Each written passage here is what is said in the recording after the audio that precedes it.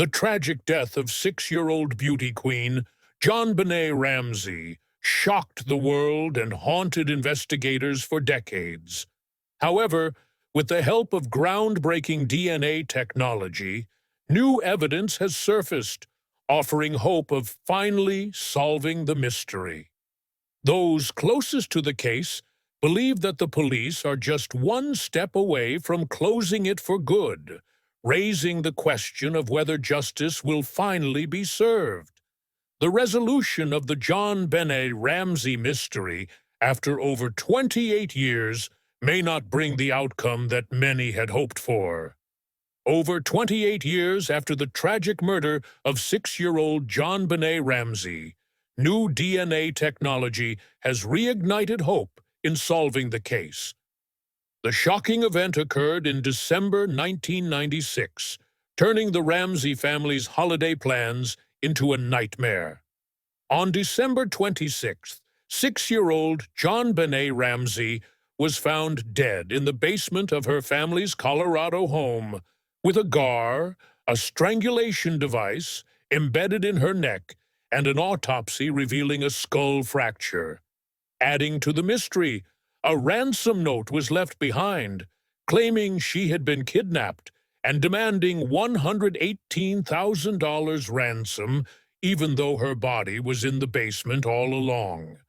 The family initially reported her missing, but her father later discovered her body in the basement, leading to suspicion falling on the family due to the bizarre ransom note and lack of signs of forced entry. The crime scene was poorly secured, and media involvement added to the speculation, resulting in the Ramsey family being the main suspects for a long time.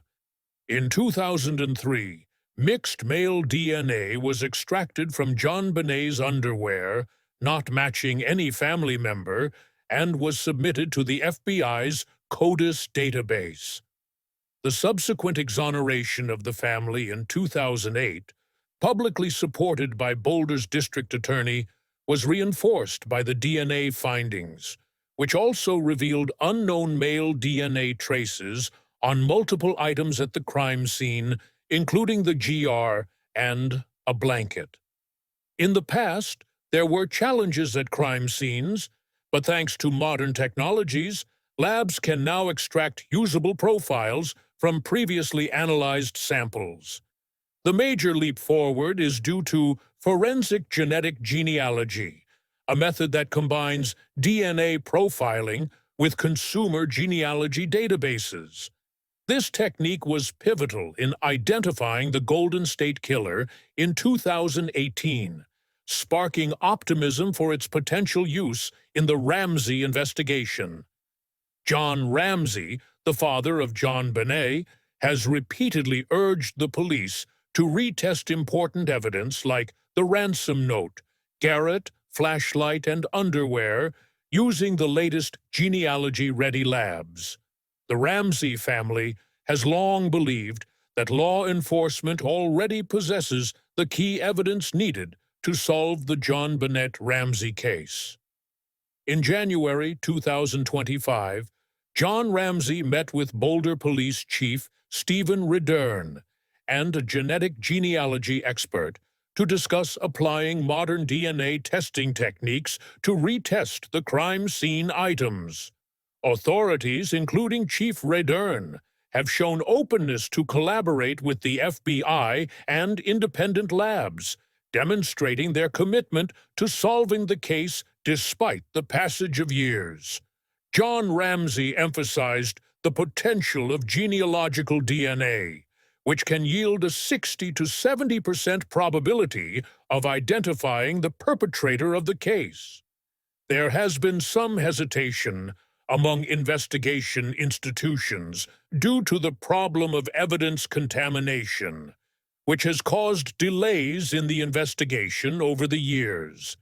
Despite this, authorities are implementing fresh testing protocols and gathering support from new leadership and public pressure spurred by recent documentaries.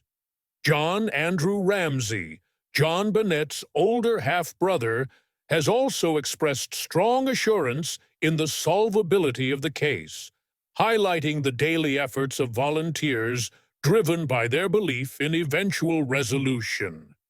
In a recent interview, John Andrew candidly shared the personal background of the family, including the challenges they faced with their mother's diagnosis of stage 4 cancer and the earlier death of their sister Beth in a car accident. He also addressed the added shock and pain the family experienced when they became the subject of suspicion in the murder case, stating, "We lost our sister and our daughter." The family felt let down by the very people they expected to protect and support them, as they were wrongly accused of a crime they did not commit. After a decade of defending themselves, the 2008 DNA exoneration finally cleared the family of any wrongdoing. John Andrew emphasized the urgent need for law enforcement to find the right suspect and use modern forensic techniques to bring justice to the case. Both Ramseys are united in their stance that the police already have critical untested DNA and evidence to solve the mystery, emphasizing the need for decisive action. Burke Ramsey, JonBenét Ramsey's brother, broke his silence after nearly 3 decades by participating in a 3-part interview on Dr. Phil. His decision to speak publicly was driven by his desire to tell his own story and reclaim the narrative after years of media scrutiny. During the interview, Burke firmly denied using any object to harm his sister and explained that on the morning of the tragedy, he stayed in bed because he thought his sister was hiding. Burke also addressed his police interrogations as a 9-year-old, explaining that his nervousness caused him to smile at moments when questioned, leading to misinterpretation as guilt. Dr. Phil guided Burke through the 911 call, played tapes that had never been aired before, and asked about his actions during the tragic event and his realization of his sister's fate. Burke proposed his own theory about the case, hoping for a resolution. He believed a pageant-obsessed predator or pedophile was responsible for his sister's death rather than their family. He expressed hope that the case would be solved, particularly with the latest DNA evidence. The Ramsey family is no longer under suspicion in this 3-decade-long case. The initial police focus on John and Patty Ramsey as primary suspects was one of the strangest aspects of the JonBenét Ramsey mystery. Investigators honed in on the family due to the absence of forced entry and the ransom note's connection to John's recent bonus. The police investigation's tunnel vision led to the neglect of other viable leads, potentially pointing to intruders or a possible predator. The case lasted for 28 years, but with the latest DNA technology, the mystery is finally close to being solved. The parents, as the main suspects, was not as foolproof as it seemed, especially considering the brutality of JonBenét's murder. In an interview, documentarian Joe Berlinger expressed disbelief in the plausibility of the parents being responsible for such a torturous death over bedwetting. The parents were almost charged with child endangerment and accessory charges, but were ultimately cleared due to insufficient evidence and male DNA belonging to an unknown individual. Former DA Mary Lacey publicly exonerated the family, stating that they were the victims of the crime. The police were accused of ignoring important evidence that could have pointed away from the Ramseys due to their focus on proving the family's guilt. By 2013, investigators shifted their main line of inquiry to an intruder theory after recognizing clear signs of an unidentified male presence in the house. Over 1,600 people, including local burglars, registered sex offenders, and pageant connections, were considered possible persons of interest. The investigators' focus on the family hindered the exploration of other leads at that time. In addition to the parents, the investigators also suspected Burke Ramsey, JonBenét's 9-year-old brother, as a possible suspect. Despite being officially ruled out as a suspect, Burke Ramsey was still suspected by many, including the media. In 2016, CBS released a documentary series suggesting that Burke might have accidentally struck his sister with a flashlight, fatally injuring her, based on evidence such as the pineapple theory and Burke's demeanor in interviews. Burke and his family strongly denied these claims, and he sued CBS and a pathologist for defamation, resulting in confidential settlements.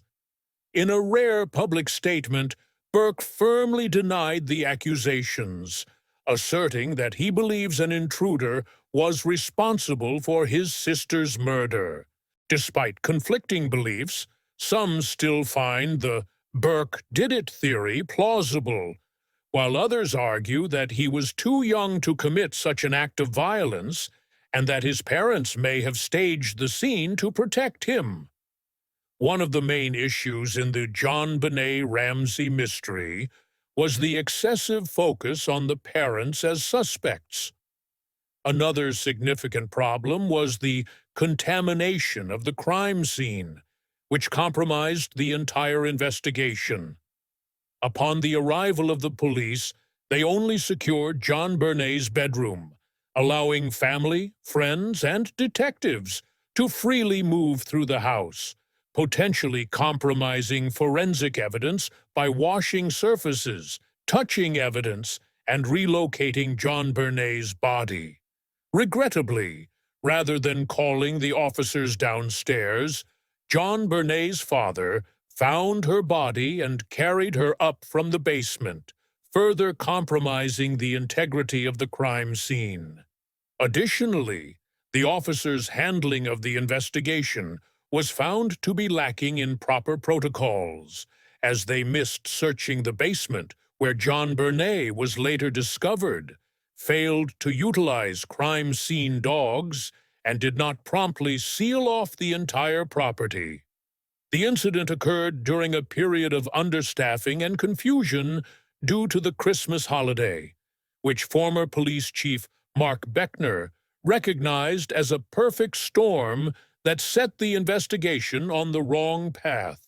Furthermore, key items such as the car, ransom note, rope, and flashlight have not undergone modern forensic retesting, and some of them remain untested or potentially lost, adding to the challenges in the investigation.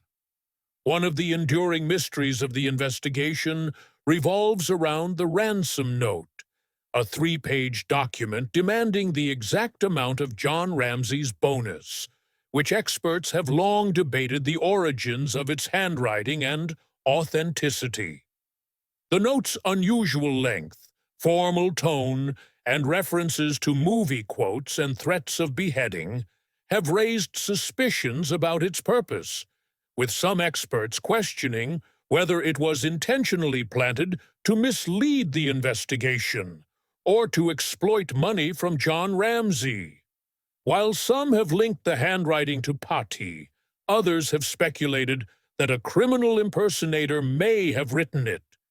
There are even theories suggesting local connections based on academic jargon and linguistic analysis.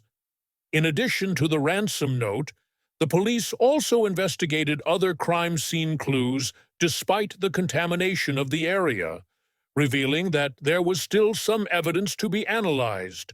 JonBenét's father and brothers are hopeful that the authorities can re-examine the evidence and ultimately solve the mystery.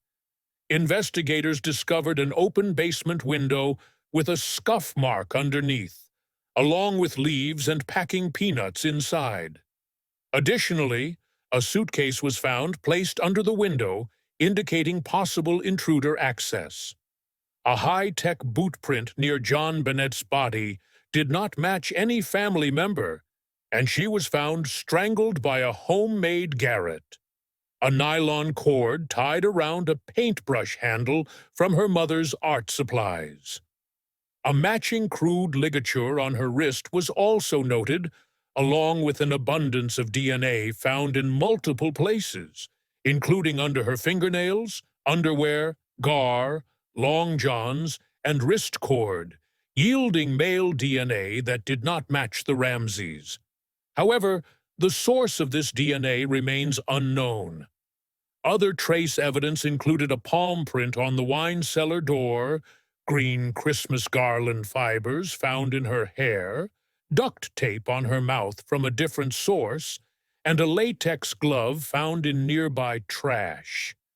As the investigation into JonBenét Ramsey's murder unfolded, the media's intense scrutiny and sensationalized reporting turned the case into a trial by television, with most cable news and tabloids prioritizing ratings over verifiable facts. This culminated in Geraldo Rivera's 1997 mock trial on The Geraldo Rivera Show, which theatrically convicted the parents before any legal judgment. Rivera later issued a public apology for the harm caused. Tabloids further disparaged the family with false claims, while the media spotlight even extended to Burke Ramsey, then just 9 years old, whose nervous reactions were wrongly portrayed as indicative of guilt. Journalists and critics have condemned the media coverage as a public lynching and media assassination, highlighting how unverified speculation overshadowed truth, trampling the presumption of innocence. The relentless focus on the Ramsey family skewed public perception, turning a tragedy into a spectacle and contributing to an environment where injustice thrived. Despite the challenges, the Ramsey family has persevered and found success in other aspects of their lives while remaining committed to solving the mystery of JonBenét's murder. John Ramsey, an in particular, continues to advocate for renewed DNA testing and encourages the government to resume investigating his daughter's death, following the passing of his wife, Patsy, in 2006. The individual in question divides his time between Michigan and Utah and married his third wife, John Rousseau, in 2011. He remains hopeful that modern forensic methods and external experts can bring justice in the case. As for Burke Ramsey, he pursued higher education at Purdue University, obtaining a degree in computer and information technology. Currently, he maintains a low public profile and works as a software engineer in Michigan, leading a private life with minimal public attention. Despite declining participation in the Netflix documentary series, he broke his silence in 2016 on Dr. Phil, defending himself and supporting the intruder theory. John Andrew Ramsey, the half-brother of JonBenét from John's first marriage, has been actively advocating for solving the case. He made an appearance in the Netflix documentary series and consistently criticizes police handling while urging for a DNA-focused investigation. The entire family is now focused on ensuring that the police pursue fresh DNA testing and ultimately find JonBenét's real killer. With all the pieces finally coming together, it seems like all that is left is for the authorities to retest the DNA and provide the Ramsey family with some answers. The case of JonBenét's murder has sparked discussions about the likelihood of different theories. What theory do you think is more plausible? Feel free to share your thoughts in the comments. Thank you for watching, and we look forward to seeing you next time.